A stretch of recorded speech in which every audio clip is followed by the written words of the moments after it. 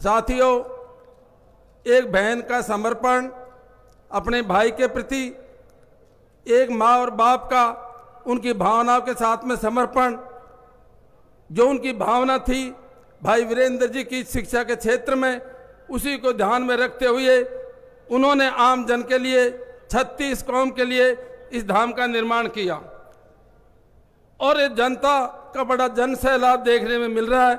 ये इस बात का द्योतक है कि आपका सम्मानीय हेमाराम जी के प्रति कितना समर्पण है। साथियों, हर आदमी राजनीति करता है, हर आदमी बिजनेस करता है, हर आदमी व्यापार करता है, हर आदमी किसान वर्ग से है, लेकिन हर आदमी ऐसे काम नहीं करता जो 36 कौम के लिए, क्योंकि बिना शिक्षा कुछ नहीं। और जो समाज ने शिक्षा ग्रहण कर ली, जिस क्षेत्र में शिक्षा का प्रचार प्रसार होगा वो क्षेत्र प्रगति करता है।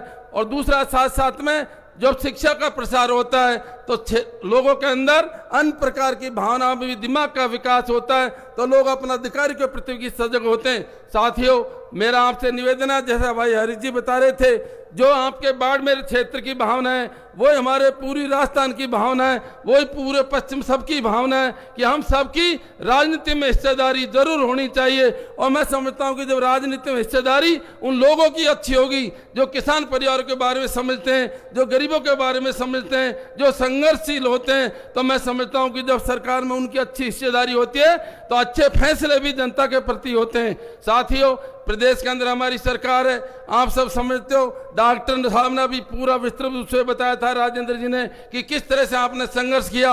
हेमाराम जी का कोई राजनीति में ज्यादा इंटरेस्ट भी नहीं था चुनाव लड़ने का, लेकिन सम्मानीय पायलट साहब कई बार उनके घर आए, कई बार उनको राजी किया। और साथ ही हेमाराम जी जैसा व्यक्ति को जब पिछले कार्यकाल में 2008 से लेकर 13 तक जहां कैबिनेट मंत्री हुआ करते थे, तो मैं भी इनके साथ में राज्य मंत्री हुआ करता था। मैंने इनको बहुत बारीकी से देखा था, जिस तरह से इनकी समर्पण की भावना, जिस तरह से इनकी त्याग की भावना आम लोगों के साथ में, आम किसानों के साथ में और राजस्थान की जनता के साथ में मैंने देखी है। मैं तो आपको प्रेरणा के स्रोत मानता हूं। साथियों, मैं अपने राजनीतिक जीवन में 2 व्यक्ति ऐसे मैंने देखे हैं। एक तो स्वर्गीय राजेश पायलट, जिनके पुत्र सचिन जी पायलट हैं, वो भी हमेशा 24 घंटे किसानों के लिए समर्पण की भावना रखते थे, किसानों के लिए संघर्ष करते थे, किसानों के लिए त्याग करते थे। और उन्हीं भावनाओं का, उन्हीं की परिलक्षित मैंने सम्मानीय हेमाराम जी में देखी और उन्हीं के सुपुत्र सम्मानीय सचिन पायलट जी अपने सामने विराजमान है। साथियों, मैं समझता हूं कि जिस तरह से लाखों की संख्या में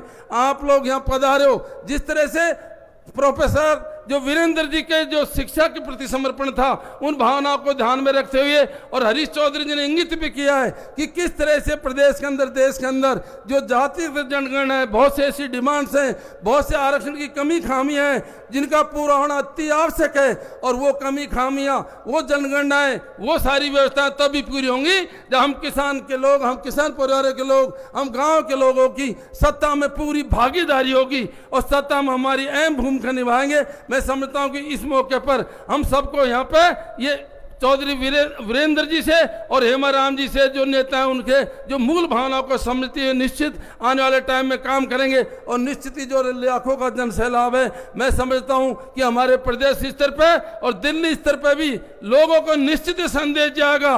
और राजस्थान की जनता क्या चाहती है, राजस्थान की जनता की भावना क्या है, तो निश्चित वो भी अच्छे फैसले आने वाले टाइम करेंगे। आप यहाँ पधारे, उसके लिए बहुत बहुत धन्यवाद। जय हिंद, जय भारत, राम राम साहब।